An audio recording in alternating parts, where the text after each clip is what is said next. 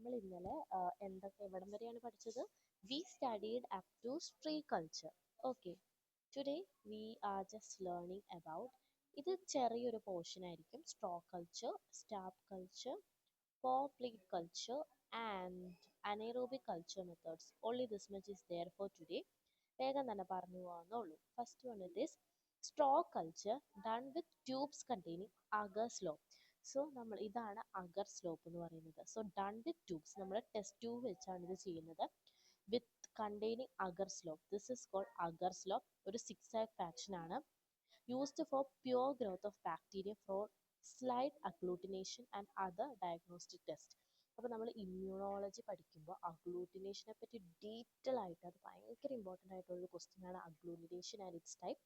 അപ്പോൾ നമ്മൾ ഒരു ബാക്ടീരിയയുടെ ഗ്രോത്ത് നമുക്കിത് കണ്ടുപിടിക്കാനായിട്ട് പറ്റും. And very very important, MCQ ചോദിക്കാൻ ചാൻസ് ഉണ്ട്. യൂറിയാസ് ടെസ്റ്റിന് നമ്മൾ യൂസ് ചെയ്യുന്നതാണ് സ്ട്രോ കൾച്ചർ. ആകെ ഇത്ര ഓർത്താൽ മതി. നമ്മളൊരു ട്യൂബ് എടുത്തു, അതിൽ അഗർ സ്ലോപ്പ് ഇതിങ്ങനെ സിക്സ് ആക് മാനറിൽ എടുത്ത് ബാക്ടീരിയയുടെ പ്യുവർ ഗ്രോത്ത്. ഈ അഗ്ലൂട്ടിനേഷൻ എന്താണെന്ന് നമ്മൾ ഡീറ്റെയിൽ ആയിട്ട് പഠിക്കും. അത്രയും നിങ്ങൾ ഓർത്തിരുന്നാൽ മതി.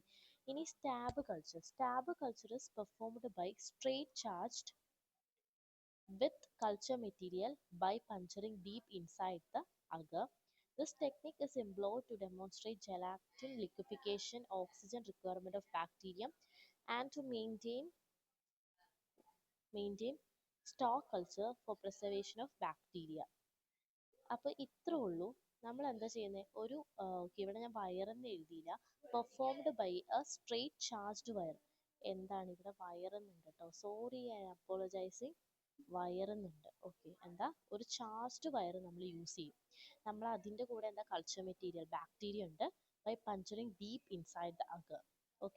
ഇത് നോക്കിയേ, ഇതാണ് ആ ട്യൂബ്. ആ ഒരു ട്യൂബിൽ നമ്മൾ ആ ചാർജ്ഡ് പാർട്ടിക്കിൾ വിത്ത് ബാക്ടീരിയ അതിലേക്ക് ഉള്ളിൽ ഇറക്കി വെക്കുകയാണ്. അപ്പം നമുക്ക് എന്താ, this technique is employed to demonstrate gelatin liquefaction. അതുപോലെ തന്നെ ഒരു ബാക്ടീരിയയ്ക്ക് എന്തോരം ഓക്സിജൻ വേണമെന്ന് നമുക്ക് ഈ ഒരു മെത്തേഡിലൂടെ കണ്ടുപിടിക്കാനായിട്ട് പറ്റും. അതായത് ആ ഒരു ബാക്ടീരിയയുടെ മോട്ടിലിറ്റി, അതുപോലെ തന്നെ ഓക്സിജൻ റിക്വയർമെൻറ്റ് ഒക്കെ നമുക്ക് ഈ ഒരു ഏത് വഴി കണ്ടുപിടിക്കാൻ പറ്റും? Stab culture. അപ്പോൾ സ്ട്രോ കൾച്ചർ എന്ന് പറയുന്നത് ഒരു ടെസ്റ്റ് ട്യൂബ് എടുത്തു, അഗർ ഇങ്ങനെ സിക്സ് ആക് മാനറിൽ വെച്ചു, എന്നിട്ട് അതിൽ ഒഴിച്ചിട്ട് നമുക്ക് ഒരു എന്താ പറയുന്നത്, ഗ്രോത്ത് കാണാനായിട്ട് പറ്റും. യൂറിയസ് ടെസ്റ്റ് നമ്മൾ യൂസ് ചെയ്യും. ഇനി സ്റ്റാബ് കൾച്ചർ എന്ന് പറഞ്ഞാൽ ഒരു ചാർജ്ഡ് വയർ എടുത്തു വിത്ത് ബാക്ടീരിയ, നമുക്ക് വേണ്ട ഏതാണോ ബാക്ടീരിയ അത് നമ്മൾ അഗർ സൊല്യൂഷനിലേക്ക് ഡീപ്പായിട്ട് വെച്ചു. അങ്ങനെ വെച്ച് കഴിയുമ്പോൾ നമുക്ക് അതിൻ്റെ മോട്ടിലിറ്റി, അതുപോലെ തന്നെ അതിൻ്റെ ഗ്രോത്ത് കാണാനായിട്ട് പറ്റും. ഇനി per plate culture. Tubes containing 50 ml of agar medium in each are melted and kept to cool in a water bath at 45 to 50 degrees Celsius. അതായത് tubes containing 50 ml of agar medium in each are melted. നമ്മൾ tubes എടുത്തു, അത് 50 ml agar ഉണ്ട്. In each are melted and kept to cool. നമ്മളത് melt ചെയ്തിട്ട് തണുപ്പിക്കാൻ വെച്ചു. നമ്മൾ എന്താ പറയുക, ഫോർ എക്സാമ്പിൾ ഈ ഒരു ട്യൂബ് എടുത്തു, ട്യൂബ് 50 ml ഉണ്ട്. അത് എന്താ പറയുന്നത്, അഗർ മീഡിയത്തിലുണ്ട്. നമ്മളിതിനെ മെൽറ്റ് ചെയ്തു, എന്നിട്ട് കൂൾ ചെയ്തു, എന്നിട്ട് വാട്ടർ ബാത്ത് എന്ന് പറയുന്നത് ഇത് വാട്ടറാണ്, ഇതിലിങ്ങനെ വെച്ചു. ഇതാണ് അവിടെ ഉദ്ദേശിക്കുന്നത്. The inoculum to be tested is diluted in serial dilution. 1 ml of each dilution inoculum is added to each tube of molten agar mixed well. അത് കഴിഞ്ഞിട്ട് poured in slide petrish allowed to solidify. അപ്പോൾ അത്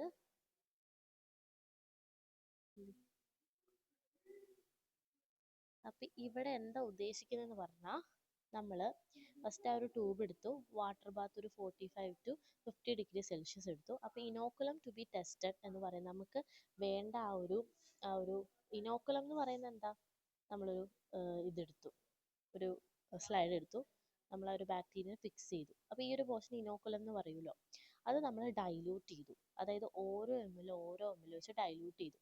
എന്നിട്ട് ഒരു slide Petri ഡിഷിൽ നമ്മൾ ഒഴിച്ചു. എന്നിട്ട് അത് സോളിഡിഫൈ ചെയ്യാൻ, അതായത് ലിക്വിഡിന് പകരം നമ്മൾ സോളിഡിഫൈ ചെയ്യാനായിട്ട് 37 ഡിഗ്രി സെൽഷ്യസിൽ നമുക്ക് എന്താ പറയുക വെച്ചു. അപ്പോൾ ഇത് എന്തിനാണ് നമ്മൾ യൂസ് ചെയ്യുന്നത്? Quantitate bacteria in urine culture. Urine കൾച്ചറിൽ എന്തോരം ബാക്ടീരിയ ഉണ്ടെന്ന് കണ്ടുപിടിക്കാനായിട്ട് പറ്റും. അതായത് ഇത് നിങ്ങൾക്ക് മനസ്സിലായിട്ടുണ്ടോ എന്ന് വെച്ച് കഴിഞ്ഞാൽ ഫസ്റ്റ് നമ്മൾ ഒരു ടെസ്റ്റ് ട്യൂബ് എടുത്തു, 50 ml അകർ അതിലെടുത്തു. ഓക്കെ, എന്നിട്ട് നമ്മൾ എന്താ ചെയ്തേ? എന്നിട്ട് നമ്മൾ ഫസ്റ്റ് ഒരു 50 ml കണ്ടെയ്നർ അകർ ഒരു വാട്ടർ ബാത്ത്, അതായത് ഇവിടെ വെള്ളമുണ്ട്, അതിലേക്ക് വെച്ചു ഒരു 45 to 50 ഡിഗ്രി സെൽഷ്യസ്. അപ്പം അതിനു മുമ്പ് ഈ ഒരു ട്യൂബില്ലേ നമ്മൾ മെൽറ്റ് ചെയ്തു കൂൾ ചെയ്തു, അത് കഴിഞ്ഞിട്ടാണ് വാട്ടർ ബാത്തിൽ വെച്ചത്.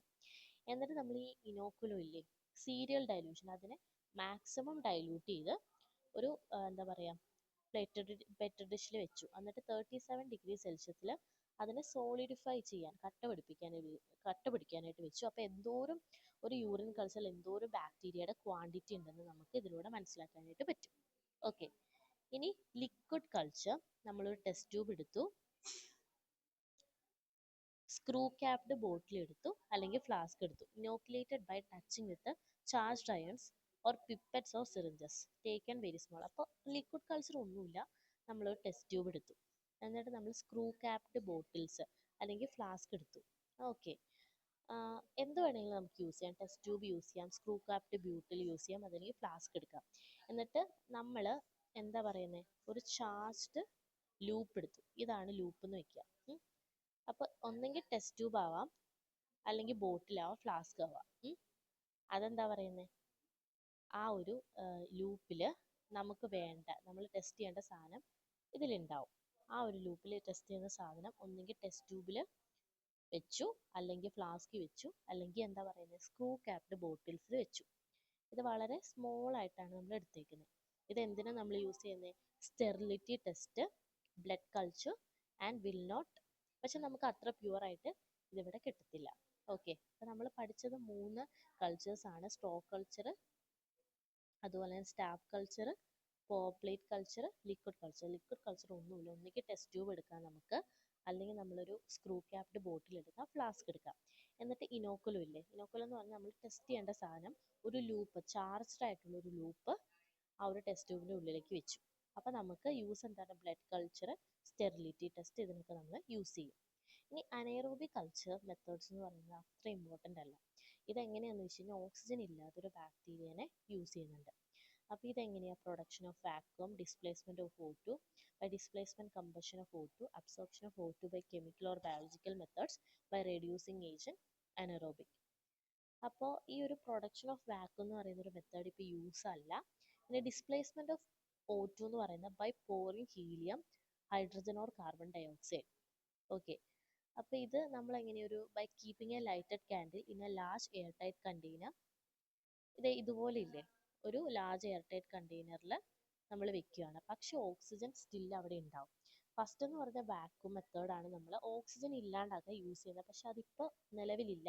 പക്ഷേ നമ്മൾ ഹീലിയം യൂസ് ചെയ്യുക, അല്ലെങ്കിൽ ഹൈഡ്രജൻ കാർബൺ ഡയോക്സൈഡ് യൂസ് ചെയ്തിട്ട് കളയാം. പക്ഷെ എന്നാലും ഓക്സിജൻ സ്റ്റിൽ അവിടെ ഉണ്ട്. അല്ലെങ്കിൽ വലിയൊരു അങ്ങനെ ഇവിടെ പുറത്തേക്കൊന്നും പോകാത്ത ഒരു കണ്ടെയ്നർ വയ്ക്കുക, എന്നിട്ട് അവിടെ ഒരു ക്യാൻഡിൽ വയ്ക്കുക. അപ്പോൾ അത് മാക്സിമം പോകാണ്ടിരിക്കും, പക്ഷെ എന്നാലും ഉണ്ടാവും. By displacement of combustion of O2, ഇതാണ് ഏറ്റവും റിലയബിൾ. ആൻഡ് ഏതാണ് reliable? By displacement of combustion of O2, most reliable method, widely used. Okay, അതത്രയും നിങ്ങൾ എഴുതിയാൽ മതി. പിന്നെ absorption of O2 by chemical or biological, just ഒന്ന് വായിച്ചാൽ മതി, വേറെ കാര്യമായിട്ടൊന്നുമില്ല. അപ്പോൾ ഇത്രേ ഉള്ളൂ ഇന്നത്തെ ഒരു പോർഷൻ. നിങ്ങൾക്ക് മനസ്സിലായെന്ന് വയ്ക്കുക, മനസ്സിലായില്ലെങ്കിൽ ഒന്നുകൂടെ കാണുക. അപ്പോൾ കംപ്ലീറ്റ് നമ്മൾ ആ ഒരു സെക്കൻഡ് ചാപ്റ്റർ കഴിഞ്ഞു. ഞാൻ പറഞ്ഞ പോലെ സെക്കൻഡ് ചാപ്റ്റർ കംപ്ലീറ്റ് ആയിട്ട് എടുക്കുന്നുണ്ട്. ഇത് കംപ്ലീറ്റ് പഠിച്ചാൽ ഉറപ്പാണ് സെക്കൻഡ് ചാപ്റ്ററിൽ എന്ത് ക്വസ്റ്റ്യൻ വന്നാലും നിങ്ങൾക്ക് എഴുതാൻ പറ്റും. ഫസ്റ്റ് ചാപ്റ്റർ എടുത്തിട്ടുണ്ട്, അതും അതിൽ നിന്ന് പഠിച്ച എന്ത് ക്വസ്റ്റ്യൻ എഴുതാൻ പറ്റും. പിന്നെ അതുപോലെ തന്നെ നമ്മൾ ഇൻഫെക്ഷൻ കൺട്രോൾ അതൊക്കെ എടുത്തിട്ടുണ്ട്. അപ്പോൾ ആരോ കമൻറ്റ് ബോക്സിൽ ഇട്ടിട്ടുണ്ട് ഇമ്മ്യൂണോളജി എടുക്കാൻ. അപ്പോൾ ഞാൻ അങ്ങനെ പ്ലാൻ ചെയ്യുന്നുണ്ട്, നമുക്ക് ടൈം പോലെ ചെയ്യാം. അപ്പോൾ താങ്ക് യു ഓൾ, എല്ലാവരും നന്നായിട്ട് പഠിക്കാം.